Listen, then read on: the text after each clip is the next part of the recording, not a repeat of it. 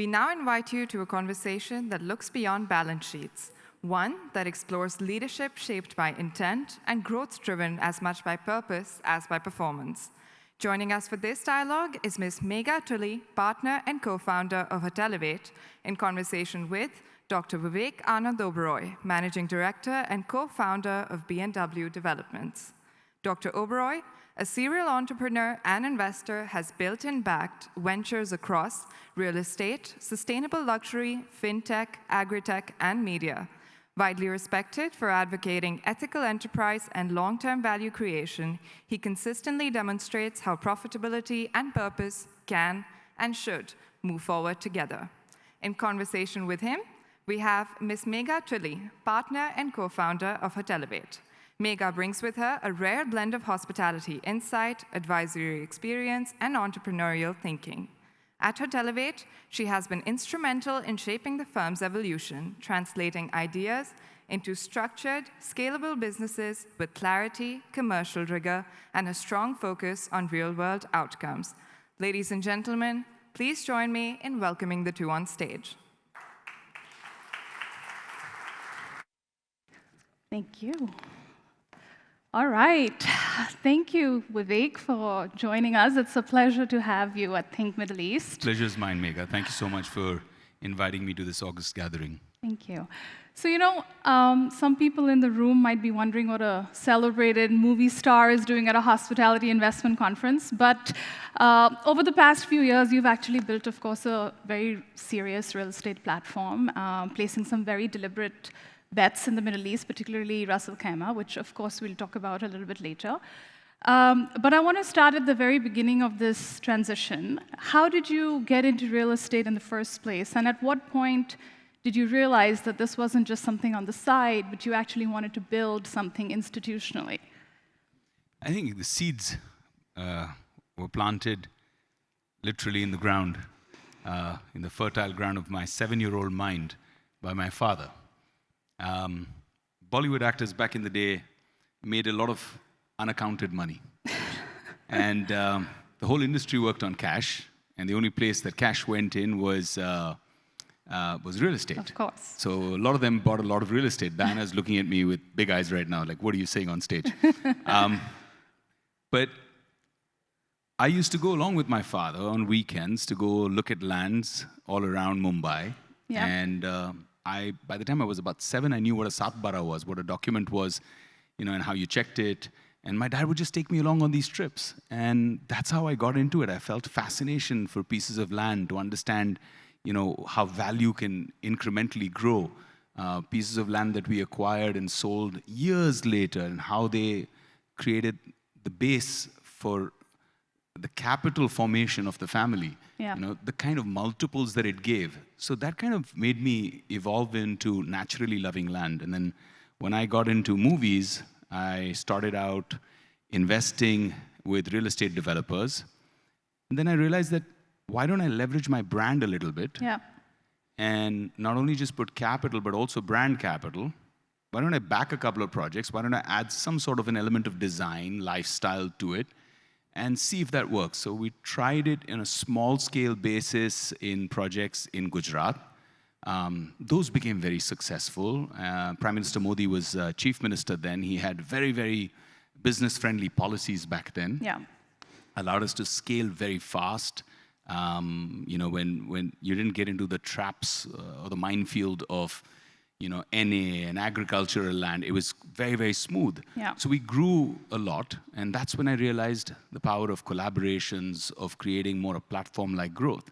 So the journey of real estate began then. I still have a substantive real estate platform in India, holdings in India, not just land, but also developments. In Bangalore right now, we're doing about 1.2 million square feet of AAA commercial space in partnership with Capita Lands in Singapore. So the DNA was always set. When I came here, I realized that there was tremendous potential 4 or 5 years ago. I felt that the compression of pricing, the quality of life, the performance of the UAE overall as a country in terms of peace of mind, quality of life, sense of crime-free experience for families, I felt that this post-COVID, it has to bounce back. When you compare what you get in the UAE for every dollar compared to what you get, say, in London or New York or any other major city in the world, this city was grossly underpriced. This whole country was grossly underpriced. And then we accidentally discovered the best discovery of our lifetime, which was what we lovingly call Ras Vegas, Ras Al Khaimah. Yeah, and how things have changed about being underpriced, right? But this is interesting because for most people, their first sort of venture into real estate just stays as an investment class, you know.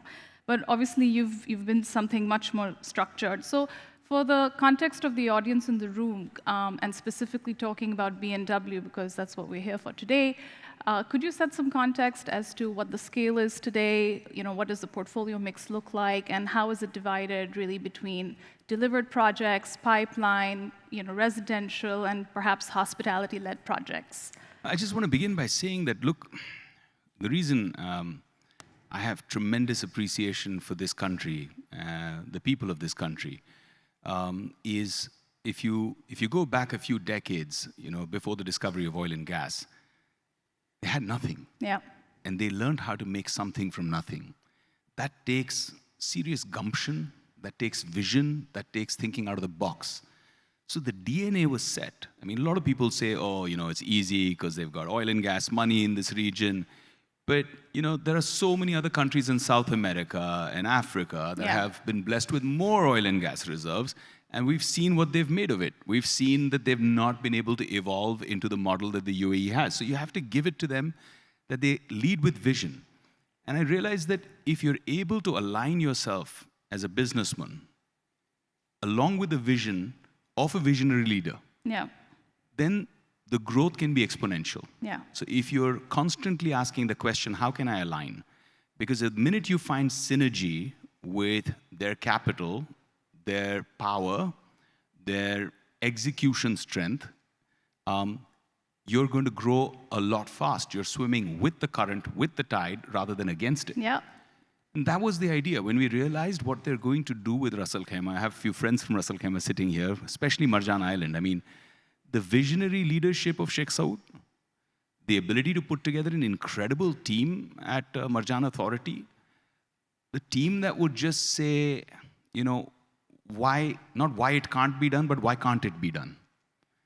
And that inspires you as a businessman, especially when you're growing. And you come in, put your cards on the table and say, hey, listen, we don't have all the capital in the world. Ankur and I are just starting out. But at that point, we got so much support and so much inspiration from Ras Al Khaimah that we found a way. We built a team. We adapted to Ras Al Khaimah. They gave us a lot of ease. So the biggest stumbling block when you're trying to build a real estate development is how do you come up with the land? Where do you come up with the upfront capital for the land? So Ras Al Khaimah, Marjan Authority, were extremely helpful and said, why don't we give you an easy payment plan that's interest-free? So pay over a period of time, pay over 4 years, pay over 5 years. And that solves for the first hurdle. The minute you've put in some amount of money and you say, okay, here's the land, I've locked in the land, and now I'm able to go and raise development capital. Then you start talking to UHNIs, like many of them sitting in the room today. You start talking to family offices, SFOs, MFOs. Initially, it's always difficult. But I believe in proving by doing, right? You can keep selling concepts, but beyond paper, they're nothing. Beyond ideas, they're nothing. When you say, I'm doing it, and you dive in with all you got, that's when people start to follow in and they begin to have conviction to say, okay, this ship is actually sailing, it's going somewhere, and they hop on board. So that's how we started. By the grace of God, the bet paid off. Today we are, as per the authorities, we are the single largest private developer of Ras Al Khaimah. We have, in dollar terms, about $9.6 billion GDV. In dirham terms, it's in the mid 30 to 34 billion dirham gross development value. Across multiple projects, we have the most number of projects in Marjan Island, and right next to Marjan Island, Rack Central. We, I think, are again the dominant player there. I think 65% of the total GFA is with us. So how many projects in total in the pipeline right now for across BNW? the board, 32. In Ras Al Khaimah, right now, about 23. 23.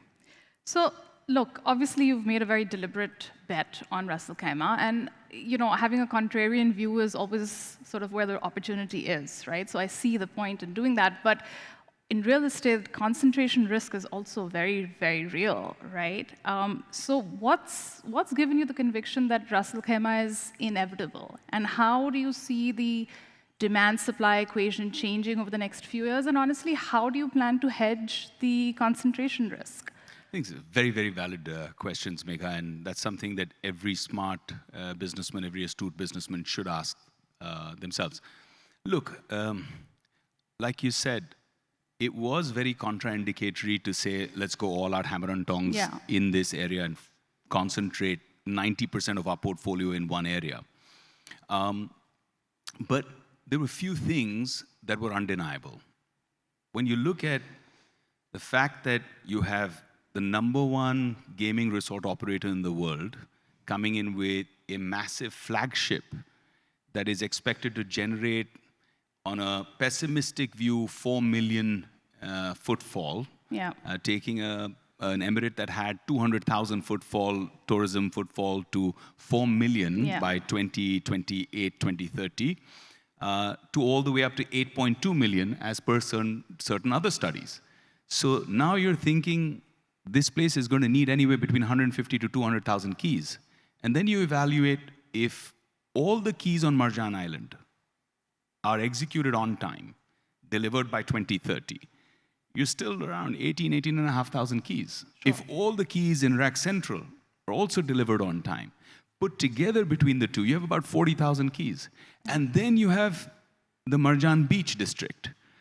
That's going to add slowly and steadily over the next decade or so more number of keys. I feel the rate of absorption of keys will be much higher than the ability to deliver. Right. Because you're 6 hours to 7 hours away from about 68% of the population of the world, right? You're a flight away. You don't have worries in this country about how am I flying in with money? Is my money going to be safe? Am I going to be safe at the casino? Who's watching me? Am I going to be a target? You don't have those concerns. Yeah.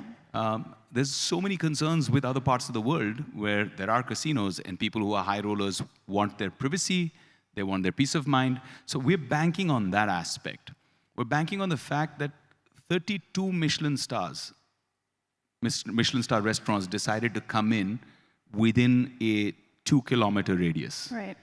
They must have done some sort of research. They must have figured out, whether they should be or not should not be there.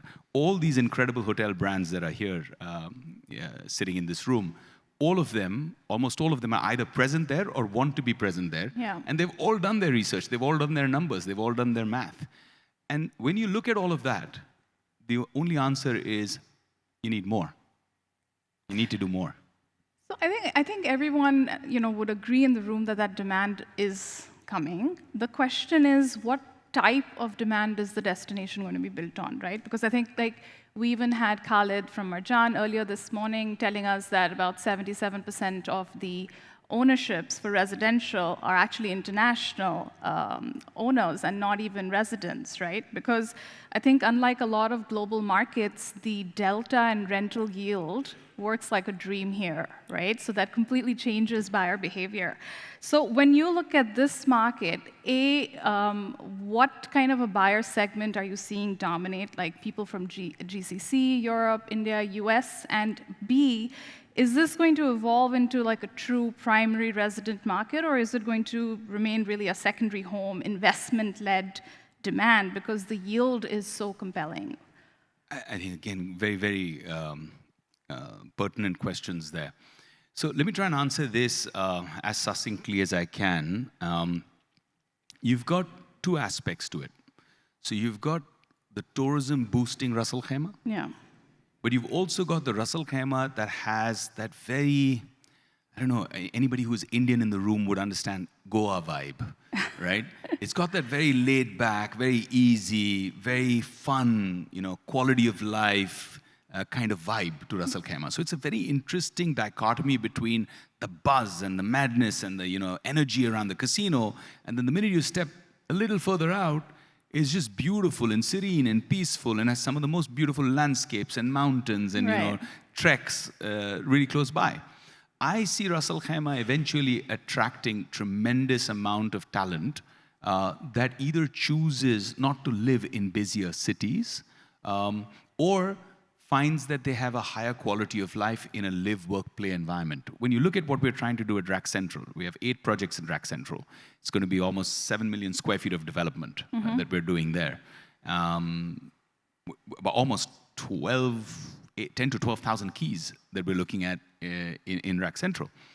But when I look at all the office space coming up there, when I look at RAK ICC and I look at 44,000 companies lining up to create rest of world headquarters in a very business-friendly environment, saying, we want to be here. 15,000 Indian companies want to be here. Tariff risks, regulatory compliance risks, easing all of those things by having a presence here. Think of it as the Ireland of the Middle East. Right? There's a lot of potential here in the kind of tax-friendly policies for IP, capital gains. Yeah. A lot of people are coming here thinking of setting those up in a quasi-regulated structure like RAK ICC. Foundations are being set up. Trust structures are being set up. So a lot of people are coming in there. Now, I imagine that the CEOs, the executives, who would want to have a live, work, play environment. If you close your eyes, if you come to my office and you see what we've built as a scale model, you'll see that you can walk from your home, pick up your coffee at the coffee shop, walk into your office, be in your office, wrap up at 5:30, 6, whenever, literally hop across the road, and you're in one of the most beautiful golf courses, the Alhambra golf course, overlooking the blue ocean. Yeah. And if you really want the buzz, you're 3.8 kilometers away from the casino and all those Michelin star restaurants. So that gives me a picture of a high quality life where I can choose to dabble in both. So the tourism is one aspect, and I think the live, work, play element of Ras Al Khaimah is going to be something very, very inviting, especially as we see big tech, big pharma, research hubs, all looking towards Ras Al Khaimah. Okay. I want to touch on something which we've kind of discussed earlier in the day as well with this audience, which is, of course, branded residences. And you've done a few of them now with our friends at IHCL, Wyndham, Radisson, right? Rotana, I think you're doing something with them. And I think all of them are in the room. Taj is in the room or no? Saurabh, I don't know. Saurabh, is he here? I'm not sure if he's here. He was there yesterday. But honestly, it feels like everyone's doing them. Every developer is doing it, right? And everyone's brand promise is really the same. It's premium, lifestyle, luxury, all of that. Now, we're all hoteliers in the room, so we know what we claim we can get you as a premium. But in your experience, in reality, what does that premium actually end up being? In India, we have this wonderful saying, "Ek aur ek 11." Right? 1 and 1 can sometimes become 11.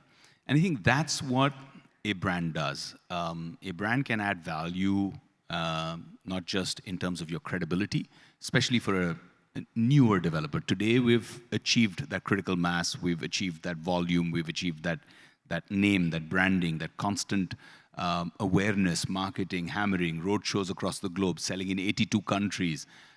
We've hit that $100, $110 million a month velocity of sale.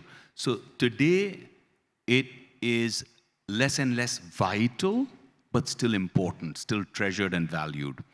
I believe that those brands added tremendous value for BNW to become the brand it is. Sure. They added a lot of credibility and credence to us. They also add a sense of relaxation to the end unit buyer. Like Khalid mentioned, 77% of buyers are international who may or may not want to live here, but look at it as a great investment. Yeah. And I see this eventually going into REITs, fractional ownership, tokenization. Yeah. And as that starts to happen, having a professional organization managing the asset, generating a yield, is something that is a lot more relaxing for a large UHNI investor, or even somebody who's busy with a career and a life and doesn't have the time to constantly be the good host on Airbnb. Yeah. So they're happy getting a 7, 8, 9% yield, sometimes more, depending on when they got in on the price. On the capital appreciation, oh, there he is, talk of the devil.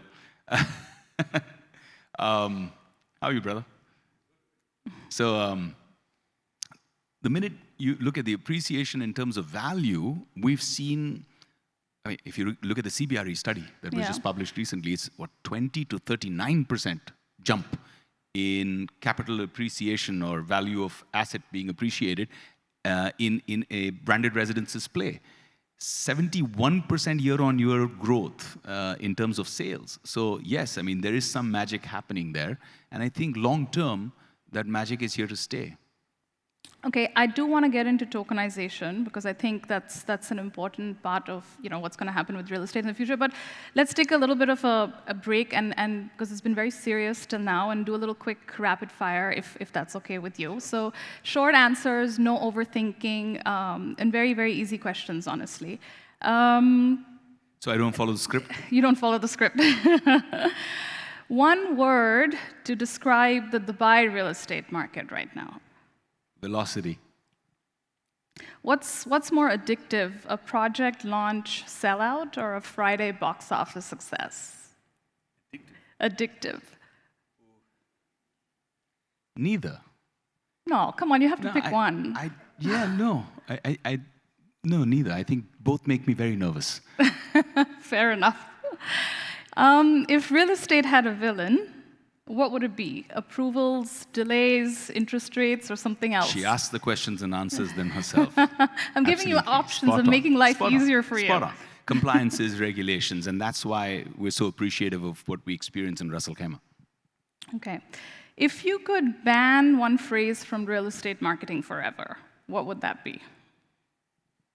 Guaranteed returns. All right. And if your real estate journey was a film genre, what genre would it be? In India, we have one called Zero to Hero. Nice. I want to know who plays Ankur in that movie. Not you, but Ankur. I want to know who's going to play Ankur in the BNW movie. Since he's a huge fan of SRK, he would love SRK to play him. Nice.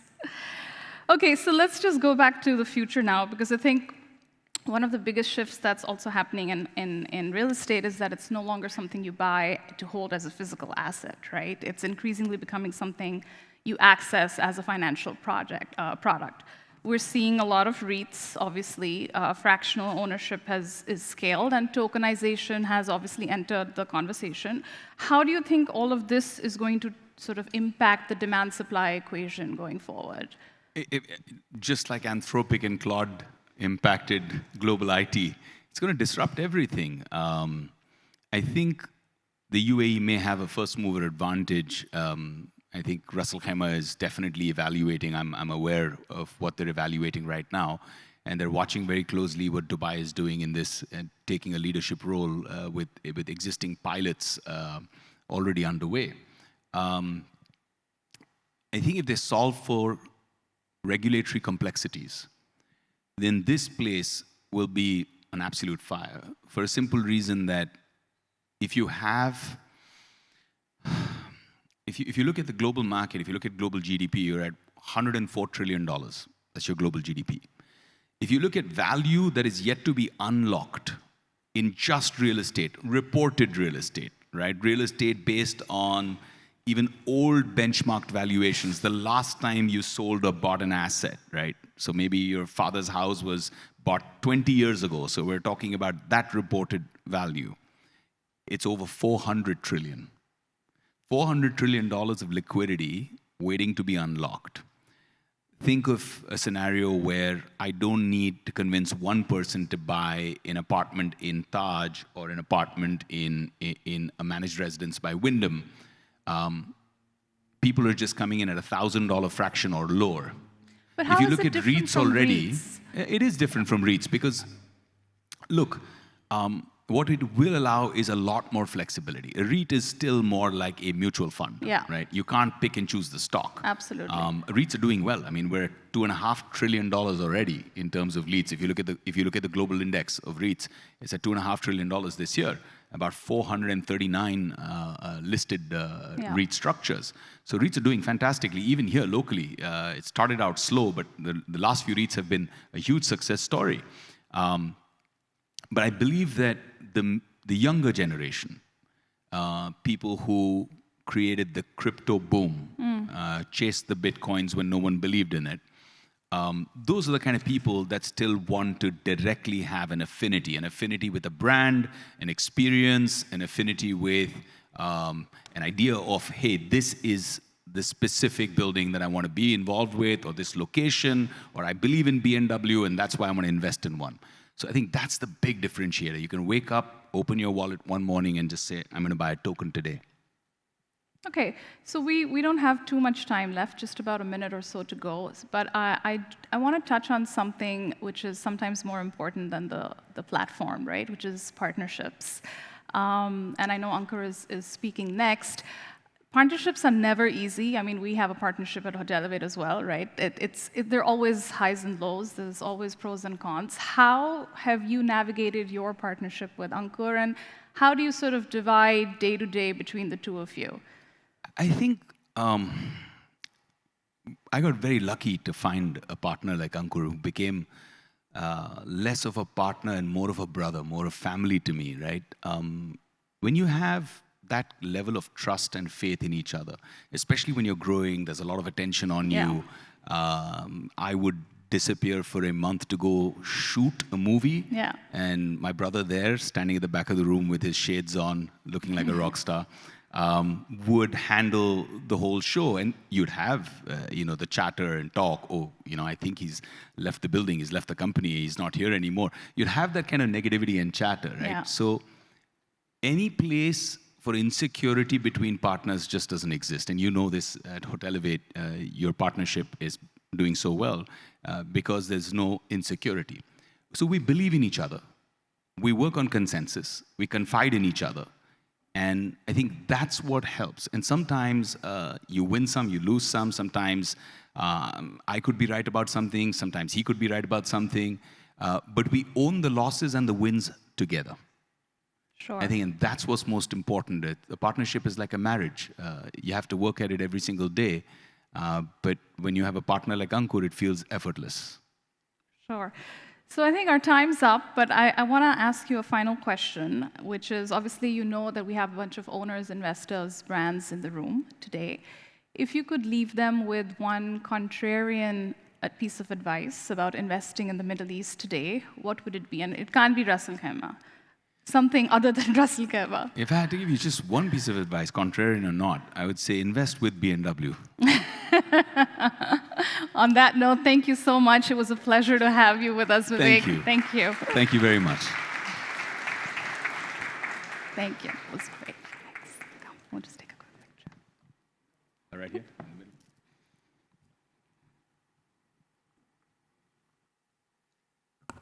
Thank you, Megha and Dr. Oberoi.